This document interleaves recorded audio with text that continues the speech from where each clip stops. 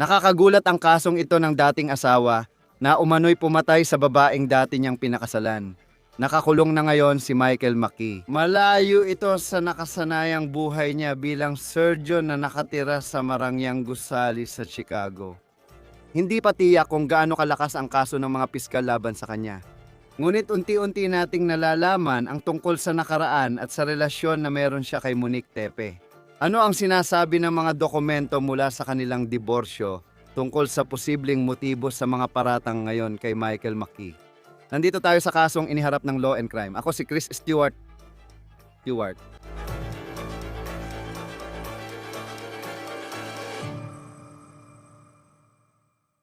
Sandali lang. Bago ang episode ng On The Case, pag-usapan muna natin ang partner at sponsor natin, Morgan, ang pinakamalaking personal injury law firm sa Amerika. Mayroon silang mahigit 1,000 na mga abogado na nakabawi ng 25 bilyong dolyar para sa mahigit 500,000 na mga kliyente. Kamakailan may kliyente sa Florida na nakatanggap ng 12 milyong dolyar matapos mag-alok ng 350,000 lang ang insurance sa Pennsylvania. Isang kliyente ang ginawaran ng 26 milyon 40 beses na mas mataas sa alok ng insurer. Pinapadali ng Morgan & Morgan ang paglaban para sa nararapat sa iyo. Pwede kang magsimula ng claim gamit ang telepono kung nasugatan ka sa forthepeople.com/over-the-counter. Maaari mong i-click ang link sa ibaba o iscan ang QR code na ito sa iyong screen. Ngayon, susuriin natin ang diborsyo na posibleng sentro ng double murder case na tinututukan natin sa Ohio. Nangyari ang diborsyo 2 taon matapos kunan ang larawang ito noong 2015 at ito ay larawan mula sa araw ng kasal ni na Michael Maki at ng babae na nagngangalang Monique Sabaturski na kalaunan ay naging Monique Tepe. Kasalukuyang nakakulong si Michael Maki dahil sa pagpatay kay Monique at sa bagong asawa nito matapos ang kanilang diborsyo. Ang pangalan niya ay Spencer Tepe, isa siyang dentista sa Ohio. Si Maki ay may 2 kaso ng pagpatay.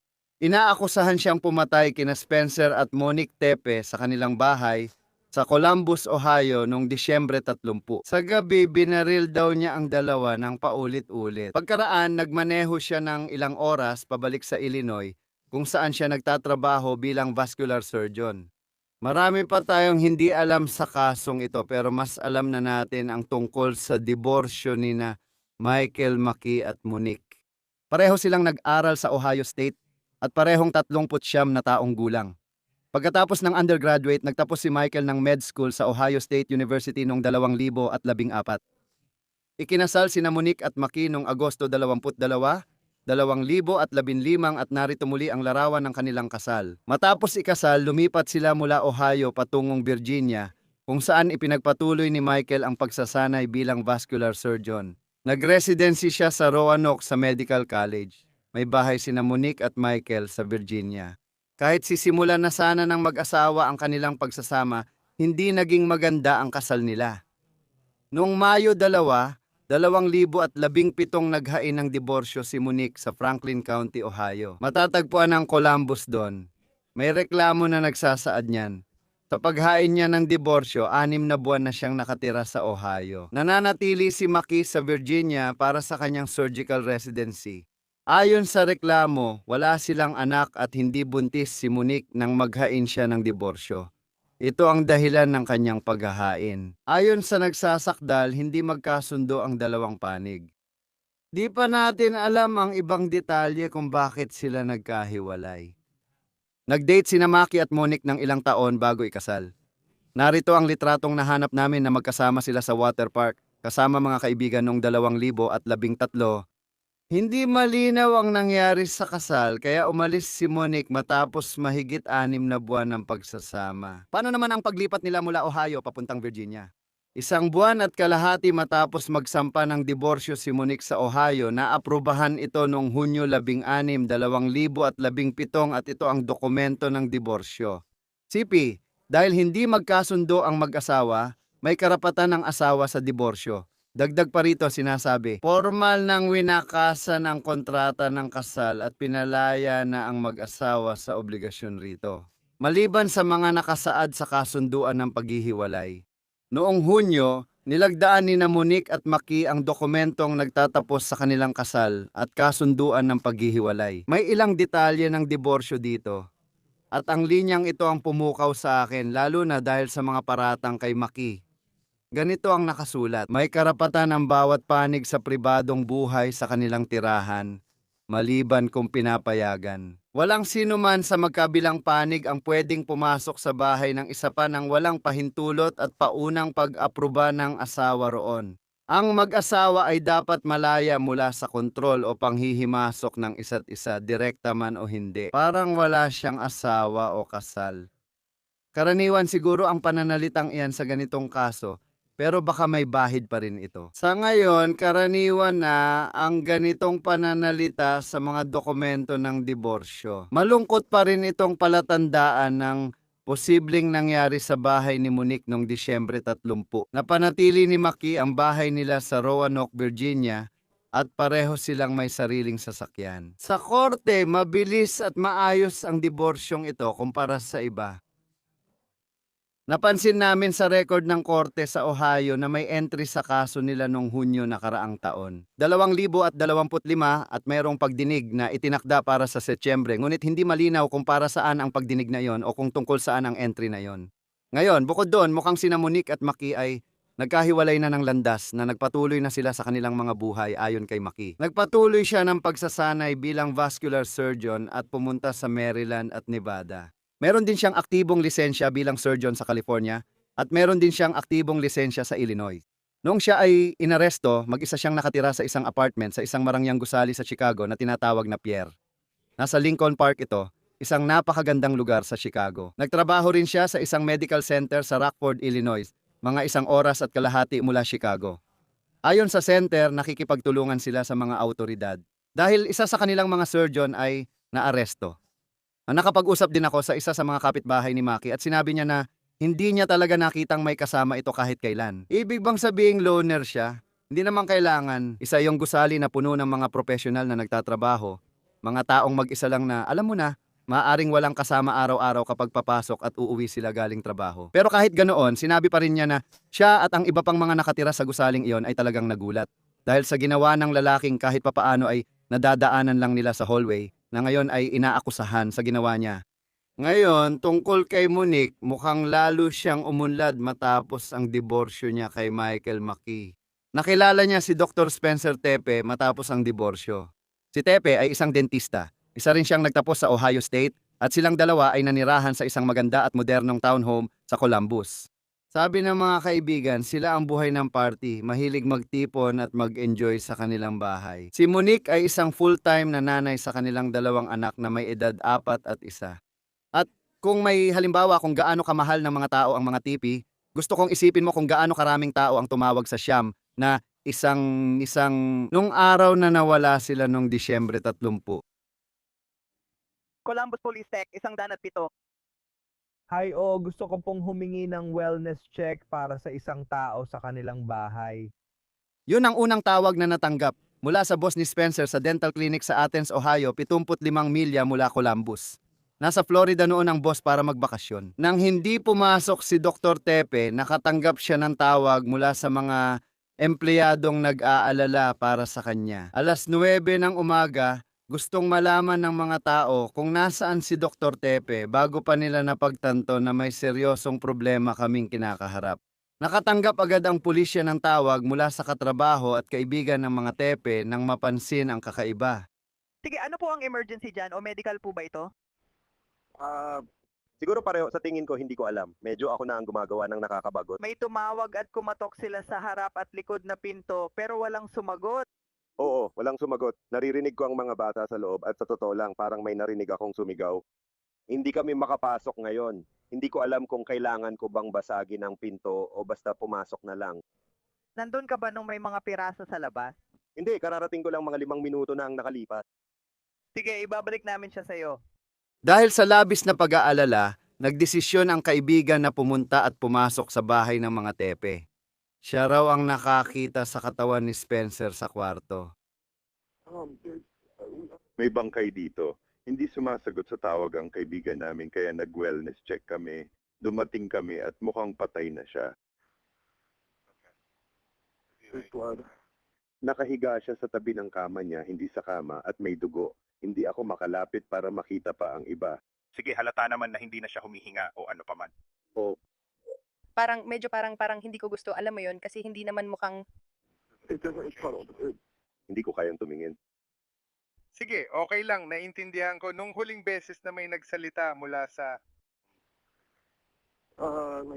Kahapon, siguro kahapon, Sige, ilang taon na siya?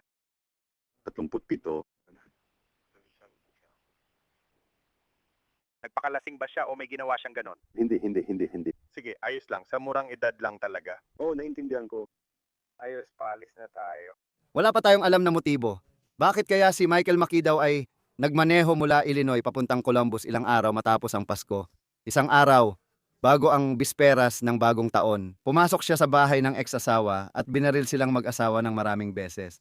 At habang naroon ang kanilang mga maliliit na anak sa bahay, muli, ligtas naman ang mga batang iyon. Ayon sa pulisya, matapos ang krimen, di umano'y bumalik si Maki sa Illinois.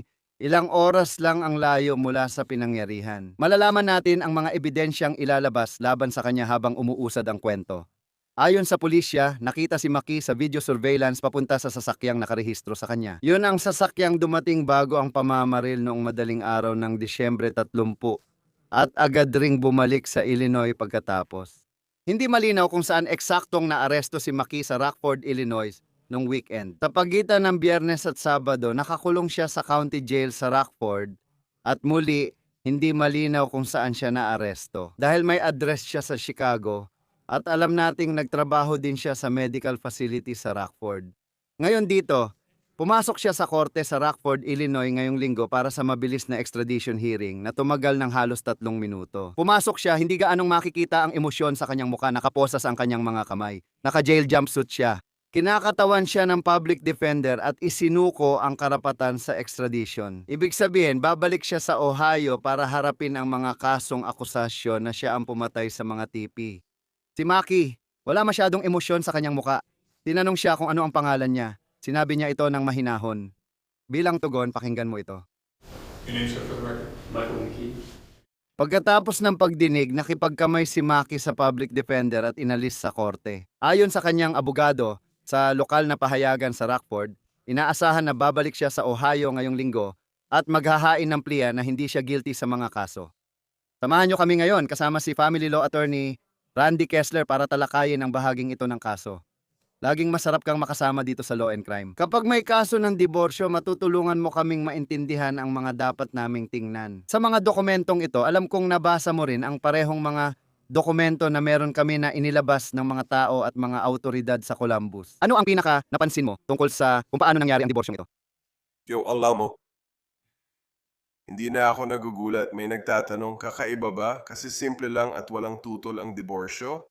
Maaring may galit sa dalawang panig o magalit siya sa kanya, pero hindi ito kakaiba. Minsan gusto lang talaga ng tao makawala kaya iniiwan nila ang mga bagay na dapat para sa kanila. Pero binasa ko ang mga dokumento at nasa inyo na rin ang mga iyon at salamat sa pagbabahagi sa akin at binasa ko talaga ang mga iyon. Simple lang, nakuha niya ang bahay, may sariling sasakyan sila nagbayad ng abogado at naghiwalay sila. Pakiramdam ko gusto nilang makawala pero ayaw magbayad kay Laura at ayaw ding palampasin. Baka gusto niyang makalaya kaya siya nagsampa ng diborsyo. At wala namang dahilan para lumaban siya, di ba? Siya, wala namang mga anak. Binigay niya ang bahay at parang matalino siya. Kung gusto niyang umalis, sabi niya, sa'yo na ang bahay at kotse. Ako na bahala sa abogado ko. Oh, maaring walang pagtatalo, pero hindi mo alam ang totoong nangyayari o nararamdaman niya. Paano ba yon? Alam mo, hindi naman ito naging magulong diborsyo, hindi rin ito naging magastos na diborsyo. Hindi ibig sabihin na walang sakit. Kahit sa pinakasimpleng diborsyo, minsan may mga masasamang nararamdaman pa rin sa ilalim ng lahat ng iyon. Oo, bata pa sila kaya wala pa silang malaking stock portfolio na pwedeng magdulot ng malaking gulo. Wala silang anak at magkasama silang nakatira sa Virginia habang siya ay nagre-residency doon. Pero nung nag-file siya ng diborsyo, mukhang nakatira siya noon kasama ang pamilya niya sa Ohio at siya naman ay nasa Virginia pa rin. Siya ang nabigyan ng diborsyo dahil hindi sila magkasundo bilang mag-asawa. At sa tingin ko alam naman natin lahat kung ano ang ibig sabihin ng salitang iyon. At malamang ay nakakita na rin tayo ng mga relasyon na mailalarawan mo sa ganong paraan. Pero sa legal na usapan, ano nga ba talaga ang ibig sabihin nito kapag pinag-uusapan ang diborsyo? At ito ang dahilan kung bakit iginagawad ang diborsyo.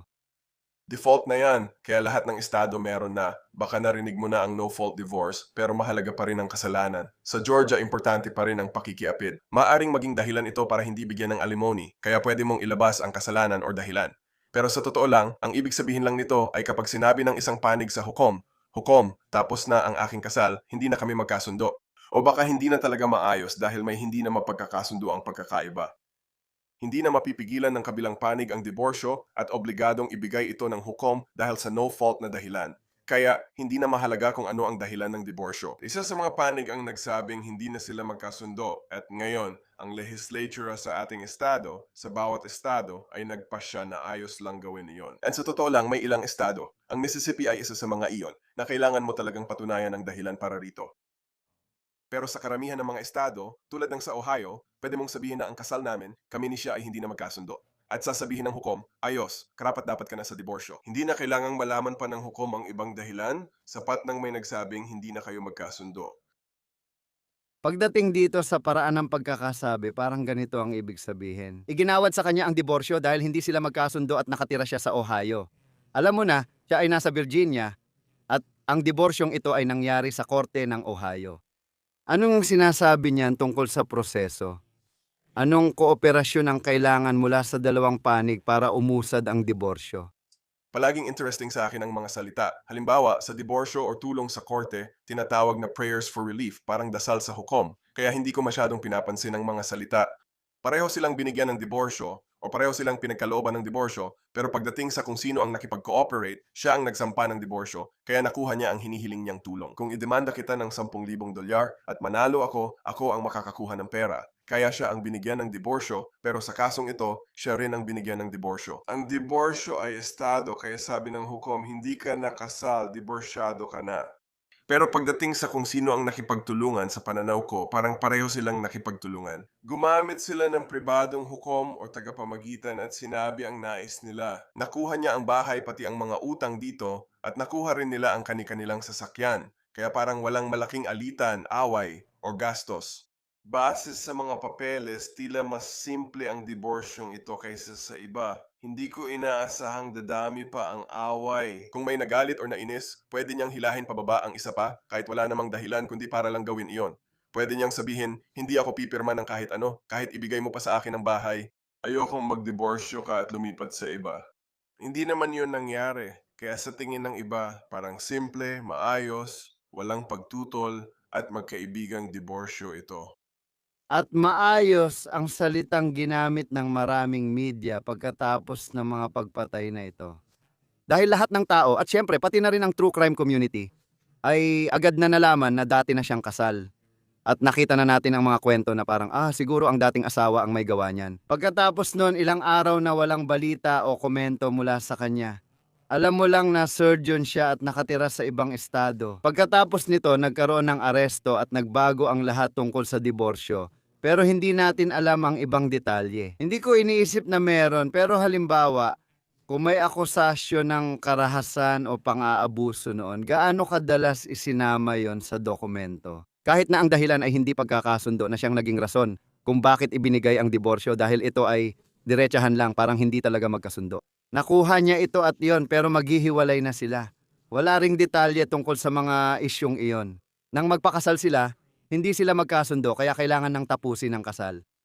Karaniwan, hindi isinama iyon sa kasong ito dahil profesional itong gawin. Madalas din akong lapitan ng mga kliyente na nagrereklamo tungkol sa kanilang asawa na may ginawang masama. Lagi naming suhestyon, huwag na ilagay sa papeles o palakihin pa. Sabihin na lang natin gusto nating maghiwalay dahil sira na ang relasyon o hindi na magkasundo, lalo na kung lumala pa. May karapatan pa rin tayong baguhin at may karapatan pa rin tayong bumalik at sabihin, sige hukom, ngayon sasabihin na namin ang totoong nangyari. Pero bakit pa natin ilalabas agad kung lalo lang magpapagulo sa sitwasyon?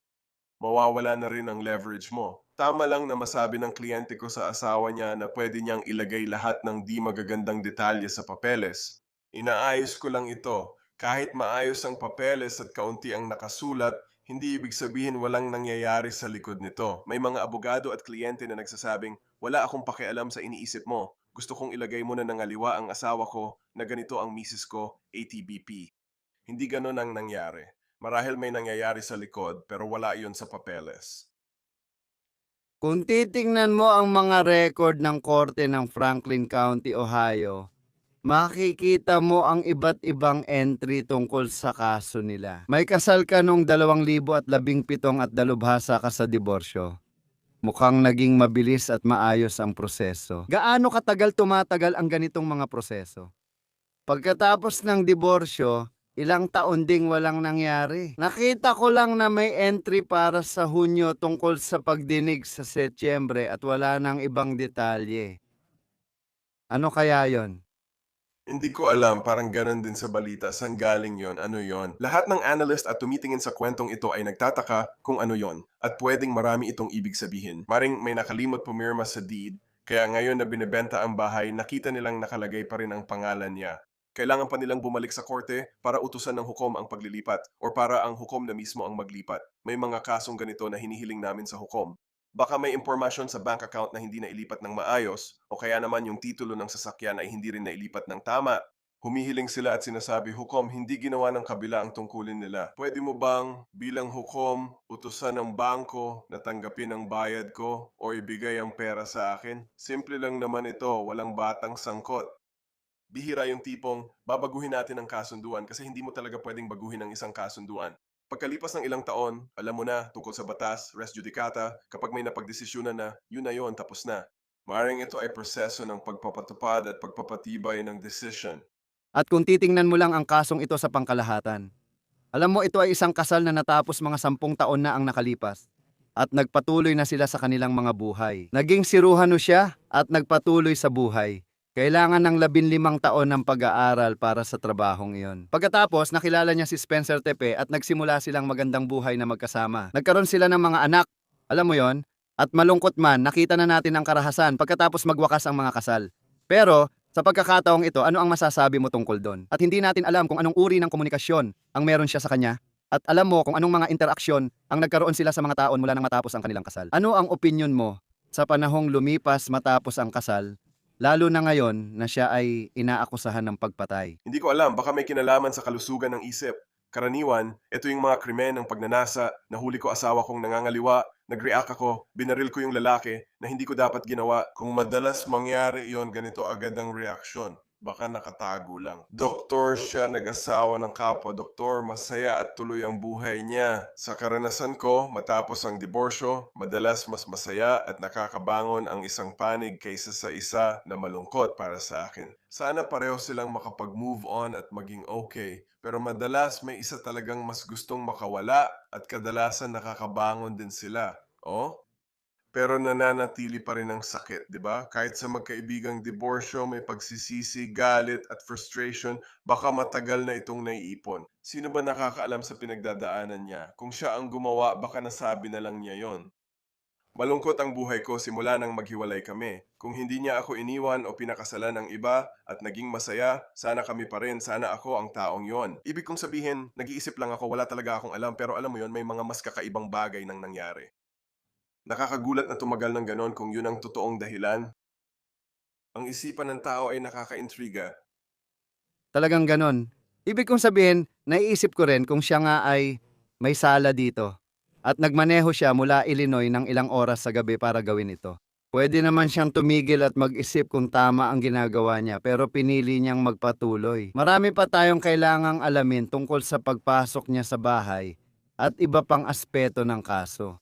Para sa'yo na sumusubaybay at naghihintay ng update, inaasahang magdedeklara siyang hindi siya guilty at lalabanan ang kaso. Ano ang mga malalaking tanong mo tulad ng ibang sumusubaybay nitong nakaraang linggo?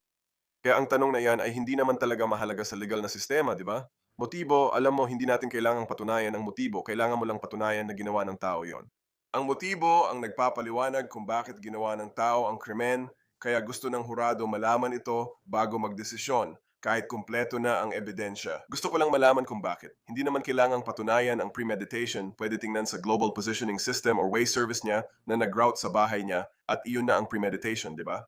Ang tanong para sa akin, bakit ang tagal bago nangyari? Ano ba talaga? At interesado ako, Chris, tama ka tungkol dun sa huling dokumento. Ano ba yon? May kinalaman ba yon sa diborsyo? Baka nakalimutan na niya at nakamove on na siya, pero may isang bagay na nagpapaalala na pinag-aawayan pa rin ako sa maliit na bagay. Sobra na, tama na. At napikon siya. Ibig kong sabihin, ang dahilan kung bakit yun ang interesante para sa akin, yun din ang interesante para sa lahat. Di mo kailangan patunayan yun para sa hatol, pero dapat pa rin nilang ipaliwanag sa hurado kung bakit gagawin ng lalaking ito ang bagay na ito. Nakapag-move on na siya, nakapag-move on na rin siya, bakit? Yung isang bahagi, parang kung ano man yung entry ngayon taon, baka clerical lang. Kapag may naghiwalay, nangyayari ba talaga yon? Basta, alam kong finalized na, pero parang, alam mo yun, na nagpatuloy na sila sa buhay nila. Tapos biglang may entry. Sa kasong ito, 6 na taon, 7 taon, o kung gaano man katagal na hindi nagalaw. Parang, may pagkakataon ba na parang, sige, tapos na tayo dito. Ikaw sa sarili mong landas, ako sa sarili ko, at tapos na talaga tayo. Wala nang kailangang ipasang motion o iba pa. Wala na ang mga ito. Dapat ganun talaga, di ba? Alam mo yon, sa mga pambihirang pagkakataon, karamihan ng mga estado ay may batas na nagpapahintulot na bumalik ka kung may matinding panlilinlang o matinding maling gawain. Pero oo, dapat talagang matapos na kasi may karapatan kang magpatuloy sa buhay mo. Yan ang konsepto ng statutes of limitations pero nilalabas na ako nito sa usaping legal. Parang amoy, lasa at pakiramdam ng post-traumatic stress disorder, di ba? Naranasan mo na ang digmaan, nakipaglaban ka na at iniwan mo na yon sa nakaraan. Tapos biglang may nakita kang bagay na nagpapabalik ng alaala at baka ganun nga yun. Oh, karamihan ng diborsyo ay tapos na at selyado. Sa New Orleans, wala nang record ng mga diborsyo bago Katrina. Wala ka nang magagawa. Nawala na ang mga papeles, kaya pinayagan na ang opisina ng clerk na linisin, ayusin at tapusin na ang mga papeles. At kapag may mga bata lang nasangkot, dun ka lang pwedeng bumalik at sabihing, may nagbago. Kailangan baguhin ang kustodya o suporta dahil nagbago ang sitwasyon at may pamilya pa rin. Kung walang bata, tapos na ang diborsyo. Tapos na maliban kung may kakaibang panlilin lang na hindi matutuklasan. Kung may bagong pangyayari, tapos na ang kaso at di na ito binubuksan. At saka, panghuli na lang, alam mo, siguro hindi rin madaling sagutin, no? Alam mo yon. Pero tinitingnan ko lang ang kasal nila at parang nag-date sila ng ilang taon.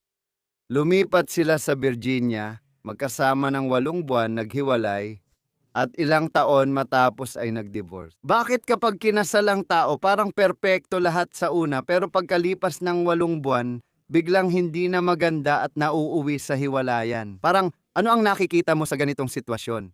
Kapag tiningnan mo lang yung timeline, ano kaya ang pwedeng nangyari sa kasal na ito? Bakit sila naging hindi magkasundo? Sabi nila abogado at tagapayo tayo sa batas pero iyon ay hindi ko alam kung masasagot yan kahit ng eksperto. Oo. Maraming issue ngayon. Sabi ng kaibigan kong hukom, kahit nagkakagustuhan ang mga tao, madalas din silang magbangayan. Alam mo, nagiging komportable ka na at bigla na lang kapag kasal na kayo, alam mo, matutuwa ang isang psychologist dito, nagsisimula kayong magpalagay na lang sa isa't isa, nagsisimula kayong mag-expect ng mga bagay, hindi mo na napapansin ang mga ginagawa mo. Hindi mo na nararamdaman na kailangan mong pasayahin pa ang isa kasi parang nakatali na sila or committed na or parang wala ng takas or may kontrata na sa'yo. Kaya ang kasal pagkapirma ng papeles, nag-iiba na ang buhay. Isa sa mga pinakamasakit kong marinig ay, alam kong mali na nung kinasal kami pero nakapag-commit na ako. Nangako ako sa Diyos, pamilya at kaibigan pero nanatili ka lang tapos natapos din. Pero oo, sa tingin ko malaki talaga ang nagbabago sa relasyon kapag nagpakasal na kayo, kahit na magkasama na kayo sa bahay at may mga anak na tapos naging mag-asawa na kayo. Maraming iba't ibang hilahan, hatakan at mga obligation na nangyayari na pwedeng magpahirap sa buhay. Oo, malalaman natin ang detalye ng kasong ito sa paglipas ng panahon. Kaunti lang ang detalye mula sa mga dokumento ng diborsyo at malungkot ang kasong ito. Randy Kessel R., abogado ng Batas Pampamilya, salamat sa pagsama mo sa Law and Crime. Salamat sa pag-imbita sa akin. Bago tayo magtapos, ipapakita ko ang pahayag ng pamilya Tepe noong araw ng pag-aresto kay Maki, 9 o 10 araw matapos matagpuan patay ang mag-asawa. Quote, ang pag-aresto ngayong araw ay isang mahalagang hakbang patungo sa hustisya. Para kina Monique at Spencer, walang makakabawi sa matinding pagkawala ng 2 buhay na kinuha ng napakaaga. Nagpapasalamat kami sa City of Columbus Police Department, mga investigador at law enforcement community sa kanilang walang sawang pagsisikap na mahuli ang sangkot. Nagpapasalamat kami sa komunidad para sa patuloy na suporta, mga panalangin at malasakit na ipinakita sa buong trahedyang ito. Habang nagpapatuloy ang kaso, nagtitiwala kami sa hustisya na papanagutin ang responsable. Nasa puso pa rin namin sina Monique at Spencer, dala pa rin ang kanilang pagmamahal. Habang inaalagaan namin ang kanilang 2 anak, patuloy naming pararangalan ang kanilang buhay at liwanag sa mundo. Nag-iwan ng 2 anak ang mga Tepe, edad 4 at isa na inaalagaan ngayon ng pamilya. May GoFundMe page na nakalikom na ng mahigit Pero dolyar. Ang mga batang iyon ay ligtas noong gabi ng pangyayari, ngunit kailangan nilang mabuhay na wala na ang magulang. Iyan na ang pagtatapos ng kaso na inilahad ng Law and Crime. Mag-subscribe sa amin sa YouTube at Spotify at maaari mo na ring panoorin ang mga episode ng On the Case sa Peacock. Ako si Chris Stewart, magkikita tayo muli sa susunod.